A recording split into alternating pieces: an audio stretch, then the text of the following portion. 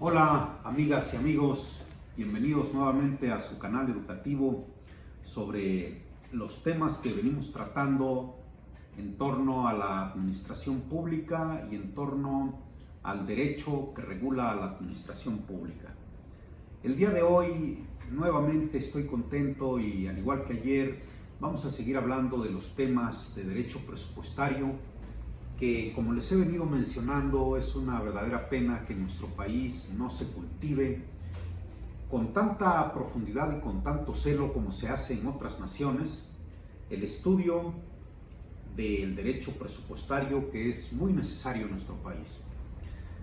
El día de hoy tengo a bien presentarles una obra que está destinada a generar una gran polémica en los ámbitos académicos, en los ámbitos docentes, universitarios, y espero también que genere polémica en el Congreso y que fundamentalmente los senadores y diputados resuelvan un viejo problema que venimos arrastrando desde el siglo pasado y que administraciones van, administraciones vienen y poca atención le ponen a modernizar la legislación en materia de presupuesto y también las prácticas presupuestarias. En este libro, que se denomina El presupuesto de la Federación, naturaleza y efectos jurídicos, lecciones de derecho presupuestario, abordamos precisamente la problemática existente en nuestro país referente a los viejos y desgastados y en desuso ya de criterios legales, doctrinales y hasta jurisprudenciales que prevalecen en México, donde se le niega al presupuesto el carácter de ley y se le considera simplemente un meramente acto legislativo y que no alcanza rango de ley. Bueno, el libro, primero que nada quiero darles algunos antecedentes sobre la estructura del libro. El libro tiene 10 capítulos. En realidad son 10 lecciones. La primera lección habla de la historia del derecho presupuestario, cómo surge el derecho presupuestario en Europa, América y México, y sobre todo ubicando el derecho presupuestario, ¿verdad?, como un conjunto de normas que vinieron a limitar la actuación de los monarcas allá en Europa, cuando estos iban y pedían a los estamentos ingresos, los pedían sin límite y los gastaban en lo que querían. Hasta que llegó el momento que los parlamentos que surgieron allá en Europa pusieron un límite y le dijeron al rey: mira, a partir de ahora, si tú nos pides dinero, tendrá que ser de manera proporcional y equitativa. Y a eso le vamos a llamar los impuestos. Y se pagarán de acuerdo a la capacidad económica que cada quien tiene, y no como hasta ahora tú lo has venido pidiendo, que se te dé el quinto real y que cada vez que entras en guerra se te financien tus campañas. Y así es como surge la limitación de los impuestos.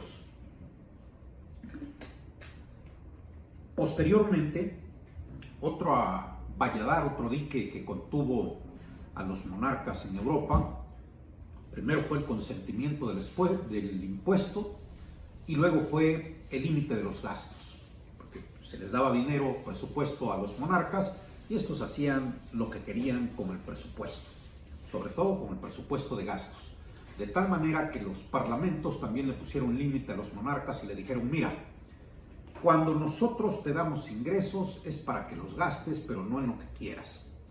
Tú eres nuestro rey y deberías de preocuparte porque tu pueblo esté en mejores condiciones. Aquí se necesitan escuelas, caminos, hospitales, universidades y muchas otras cosas más que tú no nos das porque gastas en lo que quieres. Así que a partir de este momento surge el principio de especialidad presupuestaria. Cuando nosotros te aprobamos los gastos, estos ya tienen destino específico, ya tienen beneficiarios, tienen tiempo para gastarse, lo que es la especialidad cualitativa, cuantitativa y temporal. Te doy tal cantidad, principio de especialidad cuantitativa. Lo vas a gastar en tal cosa, escuelas, hospitales, caminos, principio de especialidad cualitativa.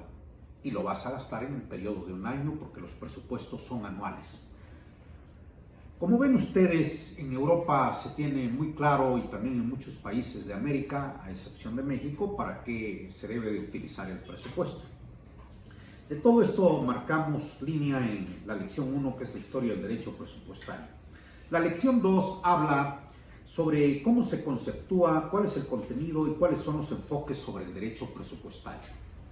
El derecho presupuestario lo podemos definir brevemente como una confección estimada de ingresos que obtiene el Estado vía impuestos, derechos, productos, aprovechamientos, aportaciones a la seguridad social y financiamiento público y privado de deuda pública.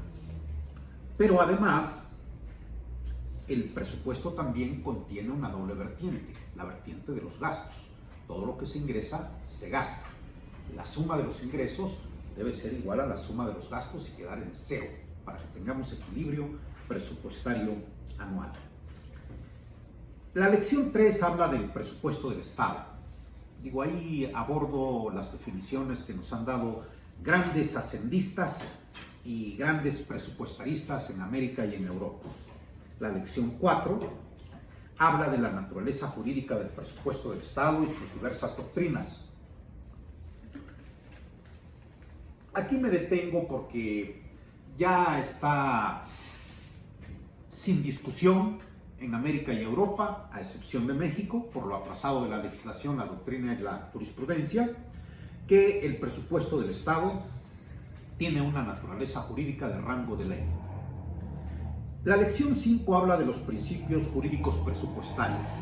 Aquí hay muchos principios jurídicos presupuestarios que se deben analizar y estudiar, porque rigen tanto la preparación, la ejecución, como el control del presupuesto mismo.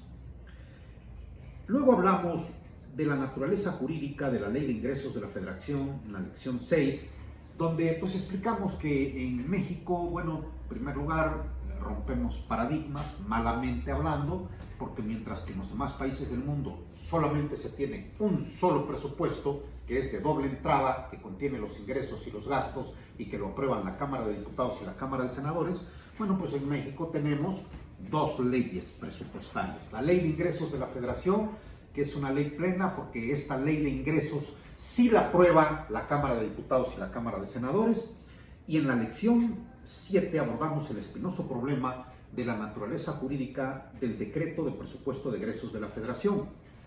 Un decreto que solamente es aprobado por la Cámara de Diputados y que de ahí se agarran la doctrina y la jurisprudencia para decir que en nuestro país el decreto de presupuesto de egresos de la Federación es un acto formalmente legislativo y eminentemente administrativo y que por lo tanto no tiene carácter de ley. En la lección 8 hablamos de los efectos jurídicos de la Ley de Ingresos de la Federación respecto a los ingresos públicos, y en la lección 9 los efectos jurídicos del decreto de presupuesto de egresos de la Federación respecto a los gastos públicos, y terminamos en la lección 10 con otro espinoso problema que tenemos en México. En México, en ninguna parte el artículo 74, fracción cuarta de la Constitución, le concede el derecho de veto al presidente. El derecho de veto lo tiene el presidente, está establecido en el artículo 73, para el caso de leyes que son aprobadas tanto por la Cámara de Diputados como por la Cámara de Senadores. Pero en el artículo 74 no hay ninguna referencia a que el presidente de la República pueda vetar el decreto de presupuesto de egresos. Y sin embargo, en la práctica, doy cuenta en este libro cómo en dos ocasiones algunos ministros de la Suprema Corte de Justicia de la Nación, porque ha habido disidencia, han impuesto su mayoría y, apoyándose en criterios obsoletos y en desuso, le han dado al presidente el derecho de veto, que la Constitución no se lo concede, y además de eso han reconocido que el decreto de presupuesto de egresos no tiene carácter de ley, sino de acto legislativo y formalmente administrativo. Es decir, un simple acto administrativo donde el presidente va e informa lo que van a gastar los tres poderes y párenle de contar. Lo novedoso de este libro es que hay una serie de propuestas que he venido sosteniendo desde hace años. Afortunadamente este año los legisladores ya se pusieron a estudiar un poquito ya reformaron la Constitución y ya eliminaron que en el decreto de presupuesto de egresos de la Federación haya partidas secretas. Esta petición la había venido yo solicitando desde hace muchos años. Pero hay mucha materia pendiente que hacer. Yo quisiera ver a los legisladores mexicanos abordando estos temas que son de mucha trascendencia para nuestro país y que modernicen la legislación presupuestaria. En primer lugar, se propone en este libro que se cree por vez primera en México la Ley del Presupuesto de la Federación, es decir, un solo documento que contenga los ingresos y los gastos y no que haya dos documentos presupuestarios, para ponernos a tono con las mejores prácticas internacionales donde en Estados Unidos, en Europa, Sudamérica y en Asia, normalmente se presenta a las dietas, congresos o parlamentos un solo documento que se llama la Ley del Presupuesto del Estado y que contiene los ingresos y los gastos.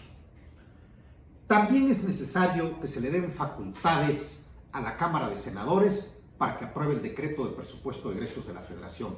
Digo, el pueblo de México tiene derecho a saber la verdad. ¿Cómo es posible que la Ley de Ingresos de la Federación sea aprobada por la Cámara de Diputados y por la Cámara de Senadores y nadie sabe explicar por qué en materia de gastos públicos se excluye al Senado y solamente se deja que sea la Cámara de Diputados la que apruebe el decreto de presupuesto de egresos? Lo suyo es que así como la Cámara de Diputados y la Cámara de Senadores aprueban la Ley de Ingresos, hagan lo mismo con el decreto de presupuesto de egresos de la Federación.